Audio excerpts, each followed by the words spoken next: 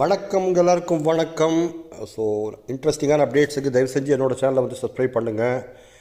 போன வாரம் வந்து சவுக்கு சங்கரை வந்து அரெஸ்ட் பண்ணியிருந்தாங்க. அவர் மேலே ஒரு 7-8 வழக்குகள் வந்து பதிஞ்சிருக்காங்க. இது வரைக்கும் கஞ்சா கேஸ் கூட அதில் இருக்குது.